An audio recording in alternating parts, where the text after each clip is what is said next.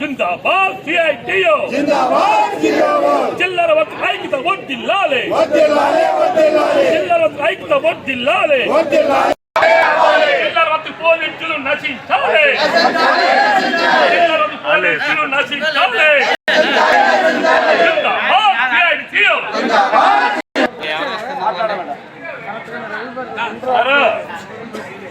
మాకు కలెక్టర్ గారు కానీ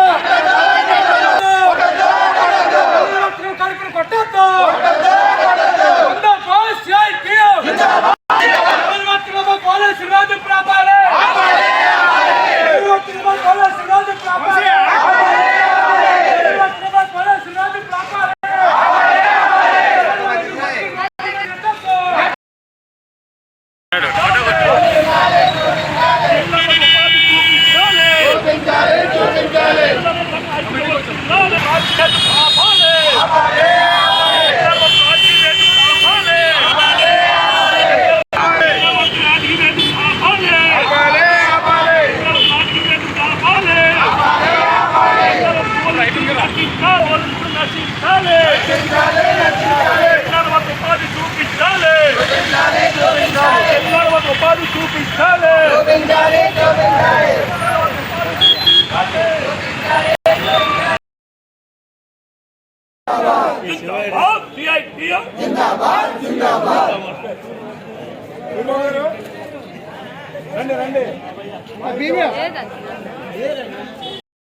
కొత్తగా ఏర్పడినటువంటి పార్వతీపురం మన్యం జిల్లాలో దశాబ్దాల కాలం పాటు తోపుడు పళ్ళు కార్మికులు చెరువు వ్యాపారస్తులు ఇక్కడ వాళ్ళ సరుకులు తెచ్చి అమ్ముకుంటున్నటువంటి పరిస్థితి.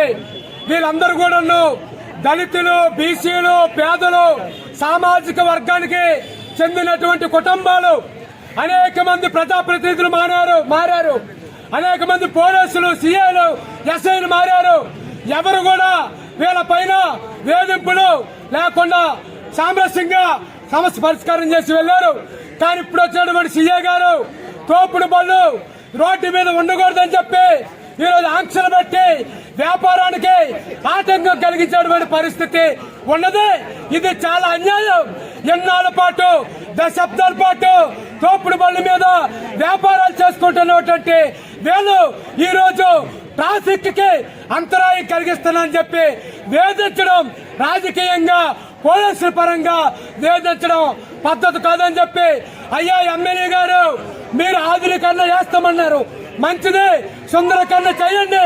కానీ పేదలు పట్టుకొట్టి, బడుగు బలహీన వర్గాలు పట్టుకొట్టి సుందరీకరణ ఎవరి కోసం అని చెప్పి ఈ సిఐటిగా అడుగుతున్నాం.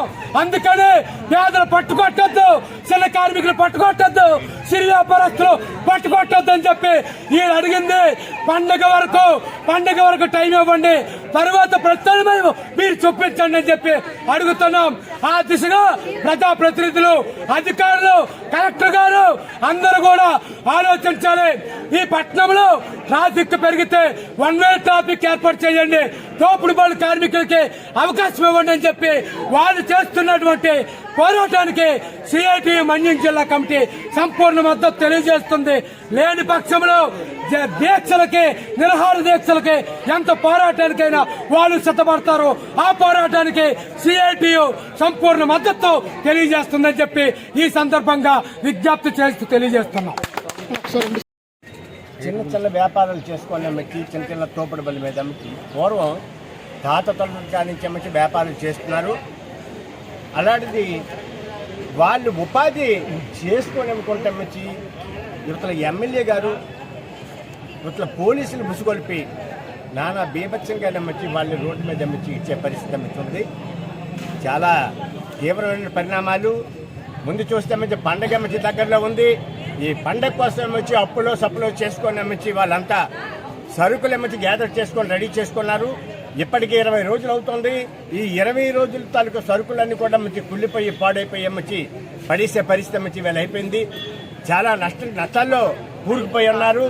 అయినా ఇప్పటికైనా సరే కళ్ళు తెరిచేమచ్చి అవకాశం ఇవ్వండి. పండగ పోయేదాకా, పండగ పోయిన తర్వాత ప్రత్యామ్నాయం ఎక్కడి దగ్గర చూపించండి. చూపిస్తామచ్చి అక్కడికి వెళ్ళడానికి మేము సిద్ధంగా ఉంటామని చెప్తాను.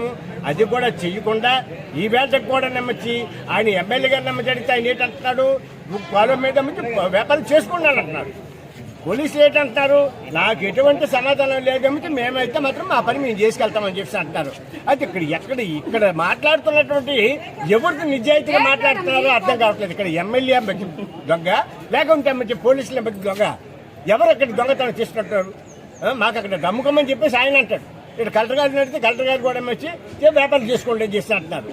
కానీ మొత్తంపై ఇలాగా రాజకీయంగా నమ్మచ్చి రకరకాలుగా అమ్మచ్చి దీన్ని మలుపు తిప్పి 20 రోజులు బట్టి అమ్మచ్చి నానా ఇబ్బందులు పెడుతున్నారు. ఇది సరైనటువంటి విధానం కాదు, అది మంచి పద్ధతి కాదు. పండగ పోయేదాకైనా కనీసం అవకాశం ఇవ్వమని చెప్పేసి అమ్మచ్చి బతులాడుతున్నాం. దానికి కూడా అంగీకరించుకుంటామచ్చి ఈ రకంగా మలుపు తిప్పి నాటకం ఆడమ్మచ్చి మమ్మల్ని రోడ్డు మీద పడేసే పరిస్థితి అమ్మచ్చి చాలా ఇబ్బందికరంగా ఉంది. ఇప్పటికైనా కొద్దిగా ఆలోచన చేసేమచ్చి అప్పుల్లో ఉన్నారు, అప్పులు చేసుకున్నారు, సరుకులు తెచ్చుకున్నారు. ఈ సరుకులన్నీ కూడా అమ్మచ్చి ఇంకా తీయకపోతే అమ్మచ్చి సరుకులన్నీ పాడవుతాయి. కాబట్టి అమ్మచ్చి చొరవ చూపించే ఇప్పటికైనా అందరూ దయతలిచి ఇంకా వేధింపులు ఆపి దయతలిచి అమ్మచ్చి అవకాశం కల్పిస్తారని చెప్పేసి మరీ కోరుతా ఉన్నాను.